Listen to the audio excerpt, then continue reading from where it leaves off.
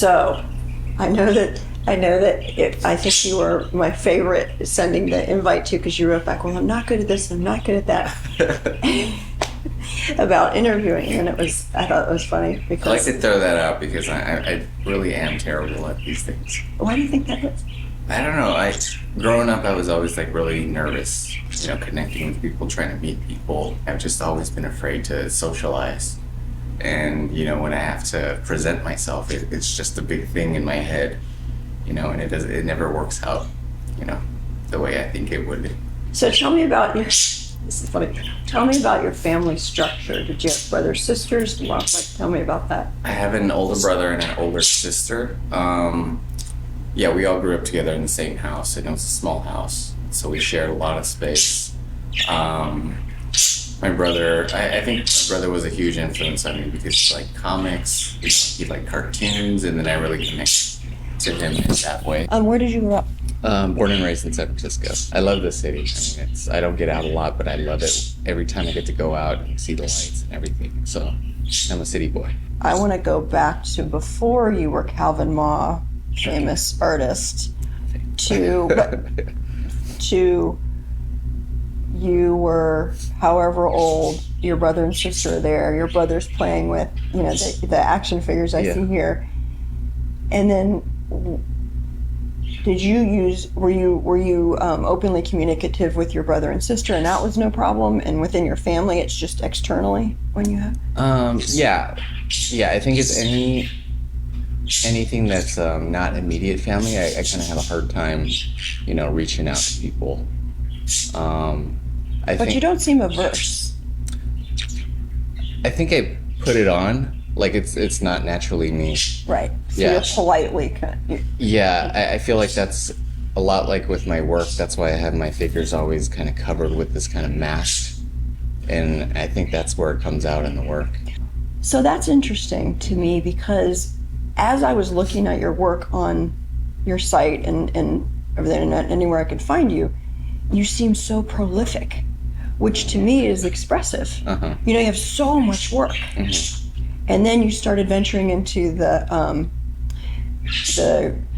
blend-ins uh-huh. and the homebodies, and that and you call the whole series Homebodies, but it's so expressive. Mm-hmm. So I just wanted you to talk to me a little bit about the fact that you're somewhat averse, but then so expressive. I don't know. I think I fell in love with working with clay, and I didn't realize all the social aspects that come with it, and having to do shows and put myself out there, because it's just me in the studio playing around with clay and just me and the clay, but like all these other things came with it. Like I had to go out to shows and present myself and talk about the work and all this.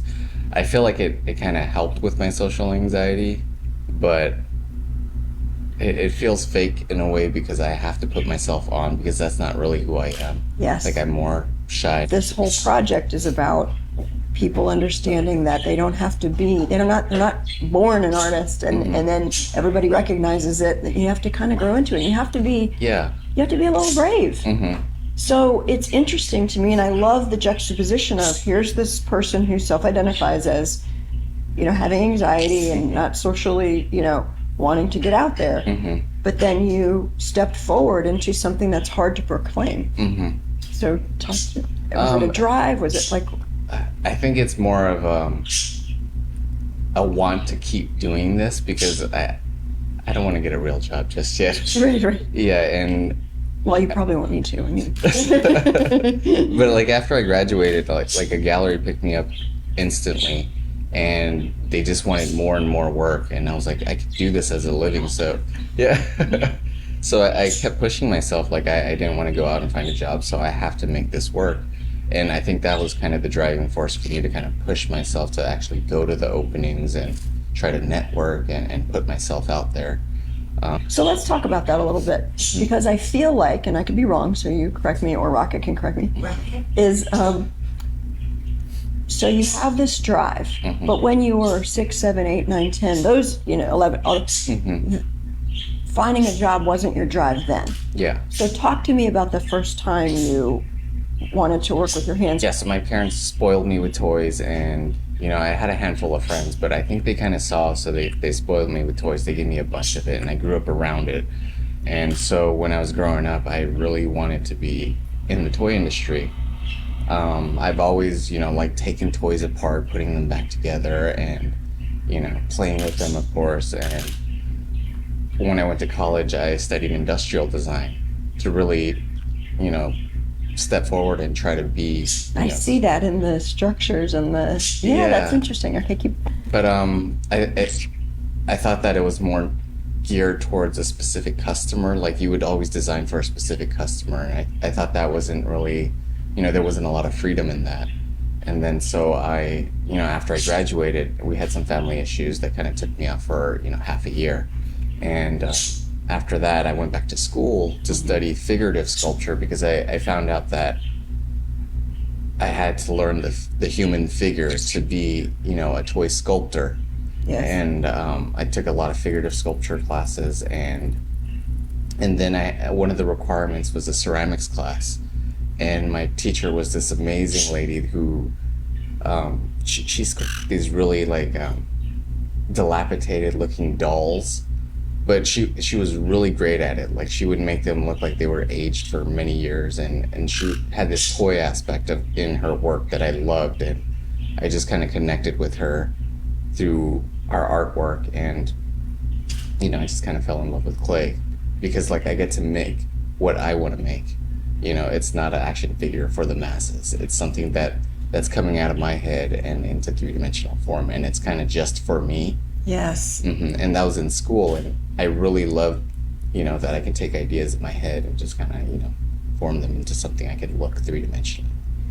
Yeah, it's interesting to me hearing you talk about the industrial design, which is almost the mechanics of how things are structured, and then you had to learn the human form. Your forms are kind of perfect the way they move, and you can tell that you've studied movement and things, and then the design aspect of the structures that you put with. It's kind of interesting to see that come together. Yeah, that's what I've heard. I've tied a lot of that industrial design aspect of it, like the drafting, the mold making, making everything precise. I'm glad that I took those classes when I did, because I got to take that with me into the figurative sculpture and into ceramics.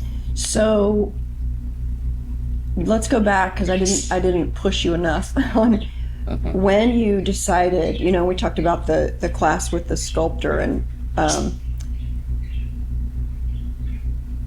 when you were growing up and playing with the figures and stuff, did you, because they seemed like they were very important to you as a means of expression, and kind of, when did that turn to, I want to make something like this? I think I would say maybe end of high school, college, because that's when you want to get a job, you want to make some money, you can buy your own food and stuff like that. And I had a bunch of action figures, and then I started to customize them.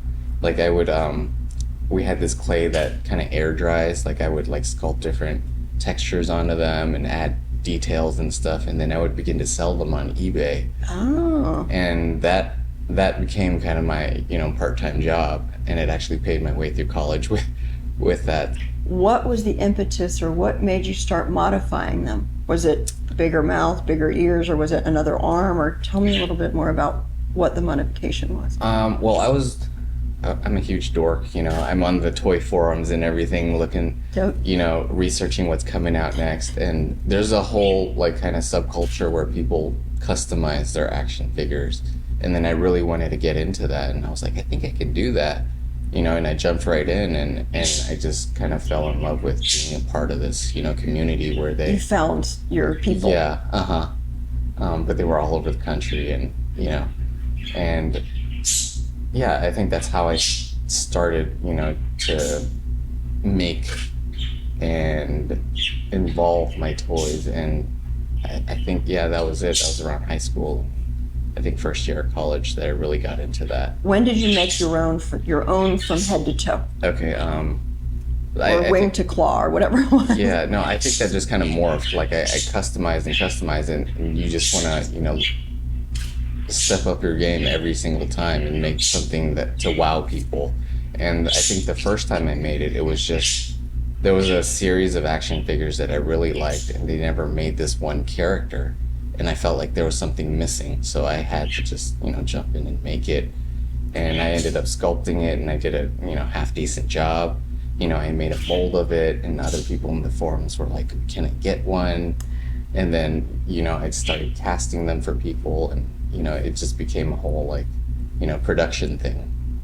And Right. yeah, it's one of those things where you just kind of fall into it. You don't really plan it out, but Right. it just kind of morphs into it. Yes, and that's what I'm hoping people start to see. Because again, this whole project is about other Calvins and Bruces and Elizabeths that are out there that have this drive or want to express, but are kept down by either society or anxiety or the I think it's hard to walk in front of a room and say I'm an artist. I think it's very difficult because of what we've all put around it is what that means. And so that's why I'm trying to, Yeah. And I don't even consider myself an artist now. I feel like I'm a maker, Okay. because like the work that I make, I don't ever see it ending up in like a museum or anything like that. So I feel like I'm a maker.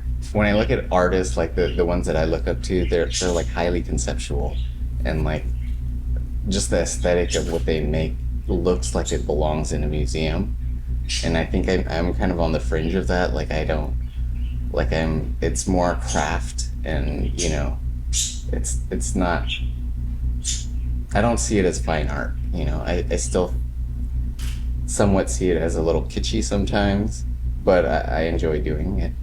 Yeah. Do you think you see it that way because of your self lens, or is it just something like because there's a production aspect to it versus just this, paint to brush purity, or is it just? Yeah, I don't know. I think it's more of a self lens thing. Yeah, because I'm not one to like boast or I can see that. So I think that's why I say that, is that and also the work itself, it's just really more playful than things you would see in a museum. Because I think some of the great works are somewhat playful, but they're also conceptual, and that's what I see your work as. So I want to press you on Sure. one thing that's interesting. Is you say it's production, and I don't see it in a museum and all of that, but the demand for it. I looked through your small shop, and it is all sold out except for like 4 things. It's 10 pages sold out, and I know some of that's your wife's work, but. And then even when I'm inquiring about some of the pieces I like, they're sold out, sold out, sold out. So I feel like people are seeing a lot in your work, but you didn't create it for that. Yeah. And I think that's art. Like any reaction to that there's this huge demand for it? Yeah, and that's what blows me away, because I'm having the chance to make what I want, and people are actually connecting with the work, and that's what I love about it. Like getting to go to the openings and meeting the people that are interested in actually taking it home, and then they're talking about, they know the story, they're connecting with it, and they're always like, I know how you feel. Like everybody has different levels of social anxiety, and I love that people can actually connect with it. That's what I like about doing the work now. Was there a parallel between as your work started to evolve and your social anxiety lessening, or were you just able to handle it better? I don't think I'm handling it better. It's just more of a like I don't know. I feel like I can mask my anxiety a little better. Take me through what was first. Was it Homebodies? Then, like, how did that start to blend ins and? Yeah, blend in started in college. Everybody had to have a concept, and I wasn't sure what it was. But I was just learning how to play with clay, and I didn't know what you can do with it. So I came up with this series where all the figures kind of blended into the environment. So I just had all these figures blend into their environment, and that sort of became, I think subconsciously, it was me trying to blend into the social environment. And then how did you get to Homebodies with the face? Like, take me through how that. So the Homebodies actually came from blending in, because I had one of the figures blend into the house, and that's actually the first Homebody that I made there. And that was a part of the blending in series. Right. So I can see the yeah. Yeah, and then He has both aspects. Yeah, they're kind of ambiguous in their sex. Right. Yeah, and that's kind of how Homebodies came about. Like after I was done with the blending in, I wasn't sure where I was going to go, but I really fell in love with the idea of the homebody being my avatar because I feel like when I leave the protective walls of home, I always take a part of that with me out into the world. So I always feel like there's some kind of barrier between me and other people. And I really love that idea, and I just kind of took off with that. Is your work the barrier, or is your work the conduit? Um, I think it's a conduit. You know, it's allowing, you know, I can tell my stories, but also allow me to, you know, talk about them out loud because otherwise I wouldn't be, you know, I wouldn't be talking to this with a friend about it, you know? Right. Um, so yeah, I think it's really allowed. It's given me a voice, you know, that's cliche, but like, I think that the work has given me, you know, an outlet to talk about, you know, my fears and my, you know. We talked about home Mhm. and that construct and going forward. And then you're married now. Mhm. So when you say home, is it childhood home, home with wife, or studio, or a blend? Or talk to me when you said home. I think it's mostly a studio because I'm here more than anywhere else. It's either here, you know, every other weekends I would go out with some high school buddies and have a drink or whatever, but for the most part I'm here.